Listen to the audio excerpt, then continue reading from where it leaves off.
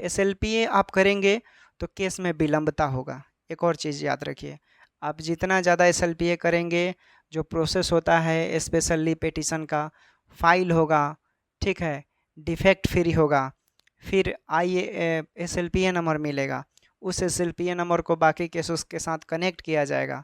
ठीक, ये सब प्रोसेस होते होते सभी क्या होगा, जो टॉप लीडिंग केस होगा उसको भी एक्सटेंड करते जाएगा जब तक इसका डिफेक्ट फ्री नहीं हो जाता। चूँकि मुद्दा सबका सेम होगा, आप क्वालिफाई के तरफ से एसएलपीए करते हैं तो समझ लीजिए कि मुद्दा तो वही होगा जो बाकी केस उसका है।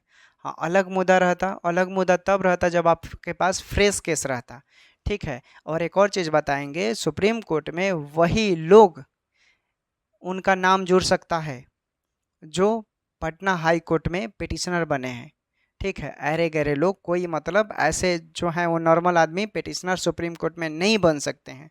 कहने का मतलब है जो पहले एलपीए हुआ था, उस एलपीए 238, 223, 368 ऐसे बहुत सारे थे, 324, इस एलपीए में जिसका नाम होगा वही लोग सुप्रीम कोर्ट में भी क्या बनेंगे, पिटिशनर बन सकते हैं, बाकी और लोग नहीं बन सकते हैं।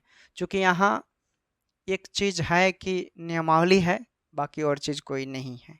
ठीक है, इस नियमावली में दो गो चीज़ है क्वालिफाई के पास, और क्या है अब चीज़ें हम खोल कर नहीं बोलेंगे क्योंकि अब हम घेरेबंदी में हैं, और ऊपर से बिहार सरकार के एडवोकेट का ही जब ये सब प्रतिक्रिया है तो उसमें हम लोग क्या कर सकते हैं। हाँ, कुछ चीज़।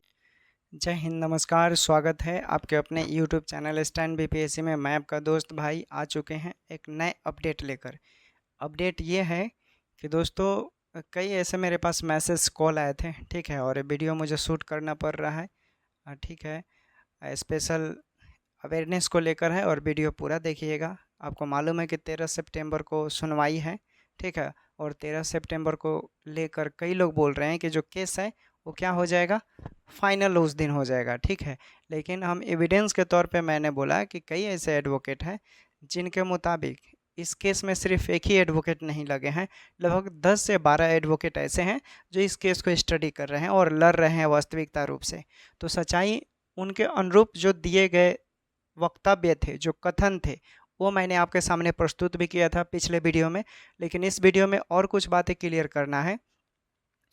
कई ऐसे एनएम क्वालिफाई कैंडिडेट जिनका मेरे पास कॉल और मैसेज आया, और उन लोगों ने बोला, उनका प्रश्न है कि अगर ये बताइए भैया कि अगर हम फिर से एसएलपीए करते हैं, ज़्यादा संख्या में एसएलपीए करते हैं, तो इसका परिणाम क्या हो सकता है, इससे क्या लाभ मिलेगा, इससे क्या बेनिफिट होगा केस पर, इससे क्या इफेक्ट पड़ेगा पॉजिटिव या नेगेटिव लेकर, इस ये प्रश्न था।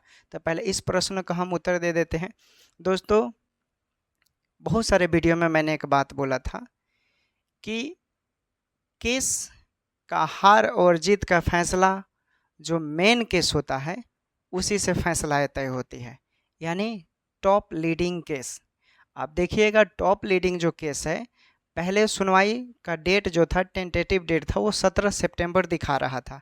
ठीक, लेकिन बिहार सरकार को बोला गया, चूँकि 27 जून को जो हियरिंग था, चलिए आप पीछे चले जाइए 27 जून को, ठीक, फिर 27 जून को हियरिंग था, तो उसमें क्या हुआ कि बोला गया कि हम चूँकि नौकरी देना है बिहार सरकार को, तो बिहार सरकार कहाँ है, आपस में आप लोग लड़ रहे हैं, नौकरी कौन देगा, उसको बुलाया जाए, बातें उसके समक्ष अनुरूप है, उसका निर्णय जाना बहुत ज़रूरी है। फिर 2 अगस्त को बिहार सरकार आई, फिर उसने एसएलपीए फाइल किया, डिफेक्ट वगैरह हुआ, उसका बढ़ते बढ़ते बढ़ते, चूँकि उस दिन जो मेन जो केस था उसका 17 सितंबर कर दिया था, फिर उसका घटाव हुआ, फिर बढ़ाव हुआ, फिर घटते घटते 13 सितंबर आया बिहार सरकार का, और फिर जो टॉप लीडिंग केस था उसको भी उसी दिन कर दिया गया। ठीक, तो कहने का मतलब है कि आप एक एसएलपीए कीजिए चाहे 10 एसएलपीए कीजिए, जो टॉप लीडिंग केस है उसी का वर्चस्व रहता है उस केस में। आप इसी से अंदाज़ा लगाइए, सारे केस अर्चना कुमारी रेस्पोंडेंट में जब सुनवाई हियरिंग का डेट आता है तो सबको उस डेट के साथ कनेक्ट क्यों कर दिया जाता है। बाकी जब कनेक्ट किया जाता है तो देखिएगा ऊपर जो टॉप लीडिंग केस होता है, मेन केस होता है, उसी को सिर्फ उसी का नाम दिखाई देता है, रिस्पोंडेंट में जो रहता है उसके साथ और इधर का जो रहता है उसका, वही नाम दिखाई देगा, बाकी और केसेस का वहाँ पर कोई लोचा नहीं रहता है, नीचे रहेगा कनेक्टेड लिखा रहेगा। ठीक है, तो कहने का मतलब है कि हार और जीत का फैसला भाई टॉप लीडिंग केस से ही होगा। अगर वो केस गया, वो एसएलपीए गिरा, सारे एसएलपीए गिरेंगे। ठीक है, वो एसएलपीए से जीत हुआ तो वहाँ पर अब किसी का बात ही नहीं सुना जाएगा, मेन वही रह जाएगा। ठीक ना, तो यहाँ पर एसएलपीए चूँकि संख्या का बात नहीं है। ठीक, मुझे लगता है कि एसएलपीए का आंसर मिल गया होगा। अब देखिए चूँकि मेन केस क्या है, यहाँ पर जितने भी एविडेंस लगाइएगा, हम लोग भी बातें रहकर थक चुके हैं और बोले भी हैं, लेकिन इस एविडेंस का इस केस में कोई लेना देना नहीं और कोई महत्व नहीं है। खासकर समझने वाले लोग समझ जाएंगे, क्योंकि बार बार पकाऊ बातें हैं, बोल चुके हैं। ठीक ना, यहाँ लड़ाई सिर्फ नियमावली की है। किस चीज़ की है? नियमावली की है। सुप्रीम कोर्ट तय करेगा कि क्या नियम ये वैलिड है या नहीं है। अगर भाई बिहार सरकार के पास पावर नहीं रहता तो क्यों संशोधन करता?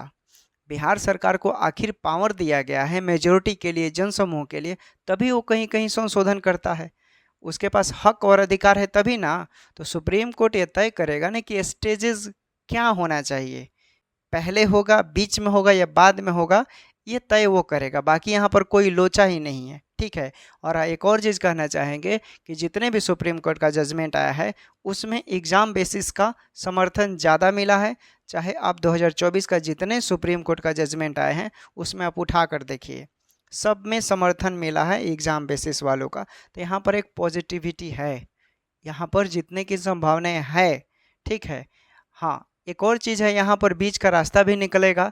क्यों है? क्योंकि सेम केस एक इंजीनियरिंग का था, हूबहू सेम, लेकिन इसमें किसी को हटाया नहीं।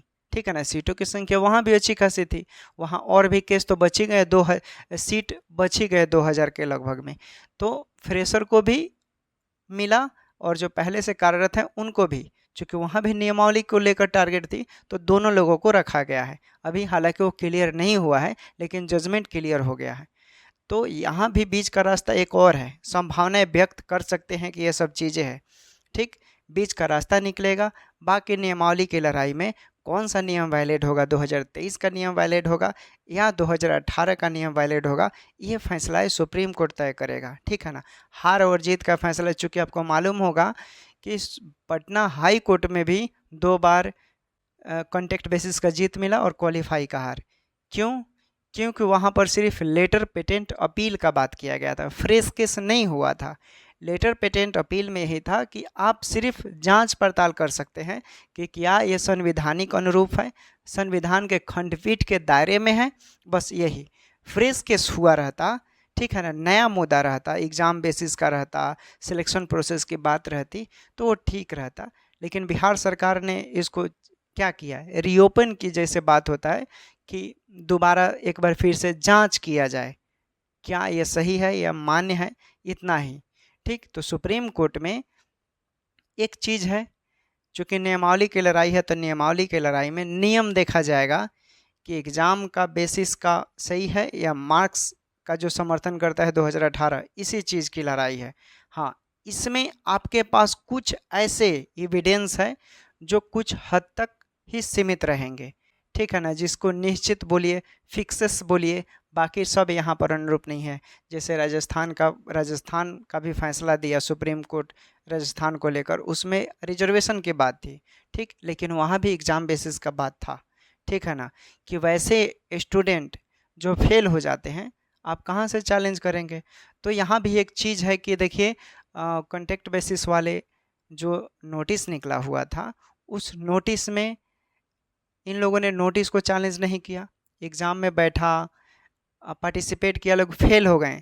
तो सुप्रीम कोर्ट का एक ऑर्डर आया है अभी हाल ही फिलहाल में कि जब कोई भी ऐसा कैंडिडेट आप फेल हो जाते हैं, ठीक है, तो आप नियमावली को चैलेंज नहीं कर सकते हैं। ठीक, नियमावली को चैलेंज नहीं कर सकते हैं। ठीक है ना, तो ये सब चीज़ें हैं, नहीं कर सकते हैं। आवेदन को चैलेंज नहीं कर सकते हैं, आवेदन नियमावली सब एक ही अनुरूप है। तो इसमें कुछ हद तक शायद बेनिफिट मिले, लेकिन एडवोकेट साहब लोगों का देखिए इस पर क्या प्रतिक्रिया आता है। हाँ, हालांकि बिहार सरकार के जो एडवोकेट हैं, नाम नहीं बताएंगे, क्षमा चाहते हैं उसके लिए, बिहार सरकार के जो एडवोकेट हैं उनके समक्ष जब ये बातें रखा गया तो उन्होंने इसका समर्थन किया है कि यहाँ पर चांसेस है जीतने का और जीतने वाले चीज़ है, क्योंकि यहाँ पर एक चीज़ है, क्योंकि कुछ ऐसे जजमेंट है सुप्रीम कोर्ट का जो गलत है, ठीक है ना, और उसको हम चैलेंज करेंगे तो पॉजिटिविटी मिल सकता है, ठीक है, ये एक बेनिफिट मिल जाएगा। ठीक, नियमावली में जो नियम है उन नियम में कुछ त्रुटियां पाई गई है तो उसके लेकर अपील किया जाएगा, तो बहुत बड़ा अपडेट है, ठीक है ना, कि यहाँ पर बिहार सरकार के जो बहुत बड़े एडवोकेट हैं, बहुत बड़े से बड़े एडवोकेट हैं, ठीक है ना, बहुत अच्छे खासे मस्त हैं, और आप देखेंगे बहस होगा तो उस दिन आपको मालूम चल जाएगा, ठीक है, वो लोग बहस करता है, लोग बिहार लेवल का अधिकांश तक केस लड़ता है, लोग स्टेट लेवल पर अच्छे अच्छे केस लड़ते हैं वो लोग सुप्रीम कोर्ट में, ठीक है, तो नाम हम अभी नहीं बताएंगे, लेकिन आप समझ लीजिए कि उनका नाम 11 या 12 तारीख को हम अनाउंस कर देंगे, ठीक है, बता देंगे। तब तक आप धैर्य रखिए, पेशेंस रखिए। इस नियमावली में दो गो चीज़ है क्वालिफाई के पास, और क्या है अब चीज़ें हम खोल कर नहीं बोलेंगे क्योंकि अब हम घेरेबंदी में हैं, और ऊपर से बिहार सरकार के एडवोकेट का ही जब ये सब प्रतिक्रिया है तो उसमें हम लोग क्या कर सकते हैं। हाँ, कुछ चीज़ें हैं जो पॉजिटिव है और मुझे अपडेट देना ज़रूरी बन रहा था क्योंकि बहुत सारे निगेटिविटी फैल रहे थे, उसको लेकर क्लियर करना पड़ रहा था, ठीक है, जिसके लिए मुझे ये सब चीज़ें आपके समक्ष रखना पड़ा ताकि आपके बीच भी पेशेंस बने रहें। कई लोग कॉल मैसेज करने लगते हैं, ठीक है, और हार और जीत का फैसला अब कुछ दिनों की बात नहीं है, ये 3 से 4 हियरिंग चलेंगे। 13 सितंबर को बिहार सरकार अपना प्रपोजल रखेगा, कोई खास एक्टिविटी उस दिन नहीं होगा। हाँ, कंडीशन ये ज़रूर मालूम चल जाएगा कि झुकाव किसका है, उठाव किसका है, ओके। तो ये सब चीज़ें था दोस्तों, फिर जैसा होगा वैसा अपडेट हम ज़रूर आपको देंगे। टेक केयर, बाय बाय, अपना ख्याल रखें और पढ़ाई करते रहे, ज़रूर पढ़िए, अब बहाली आने वाली है, ठीक है।